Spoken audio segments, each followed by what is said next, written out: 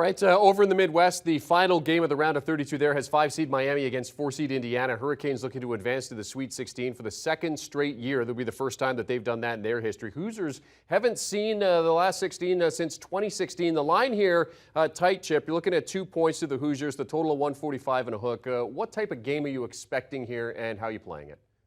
I'm going to line up with the best player on the floor, and that's Trayce Jackson-Davis. And one thing that's really interesting about the arc of TJD's season is that he was a little bit banged up in the middle of the season, and little back issues, stuff he was able to play through, but he wasn't really feeling quite himself. That allowed some other teammates to be able to get a lot of confidence, like Jalen Hood-Schifino, who's an absolutely dynamic playmaking guard, but he feels great, and good gravy. We saw it in that opening round win against Kent State. I think he is playing with tremendous confidence, a real fire in his belly, and this is the kind of tournament and this is the kind of player. We look at that region, the Midwest, and while Houston was able to have a good response against Auburn, I think that they're vulnerable. The rest of the region, all vulnerable. Indiana is looking at itself in the mirror and saying, if we can get past Miami, if we can make it to that Kansas City regional, this is a team that could go potentially all the way to the Final Four. So I'm going to line up with TJD. You know, Race Thompson is healthy again. He had a great performance in the first round as well.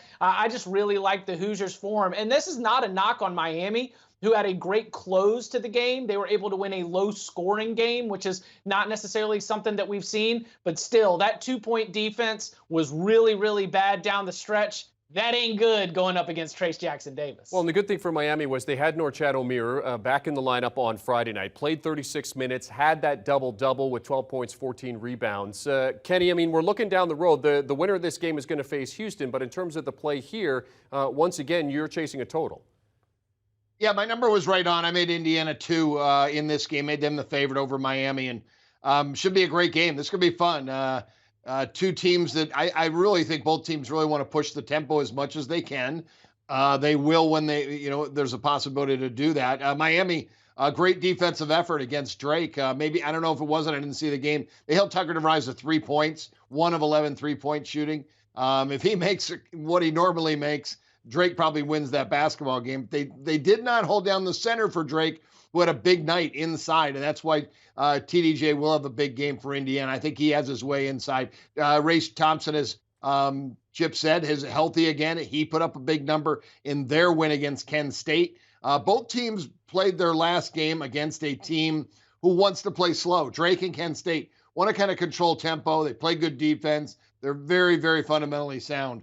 These teams are fundamentally sound, but they have more athletes. They like to get up and down. And also, this is the second game now for these teams on this court. First time around, kind of get used to the shooting and the sidelines and everything and the shot lines. And now I think, they have that down. So we see the totals continue to come down. This one's come down to 146.5 to 144.5. I made it 152. Both teams are better offensively than they are on the defensive end. And again, I think they both like to run. They both want to push the tempo whenever they can. So they are going to take their opportunities. There will be fast break points in this game. Wizard of Odds Kenny White and Chip Patterson joining us as we make our way through those last round of 32 games on Sunday. Let's recap the guys' picks for the first two games that were up for discussion. Kenny going after a couple of totals on this day. TCU Gonzaga, he likes over the 155.5. He likes Miami Indiana over the 145.5. As he's mentioned, that number's dropped a little bit. He had it at about 152, so he's going to take that over. Chip likes Gonzaga, 4.5 points going Gonzaga's way. And Indiana, 2-point favorites as they take on the 5-seeded Hurricanes. Just a reminder, if you're on the go and you want to keep up with all the action, download March Madness Live. You can get it on your phone, tablet, streaming device to stay up to date on all the latest from the tournament. Do you want a sports network that delivers everything that matters about the game? The highlights, the picks, the instant analysis, no yelling, no fake debates, no politics. Hit the subscribe button and never miss a moment.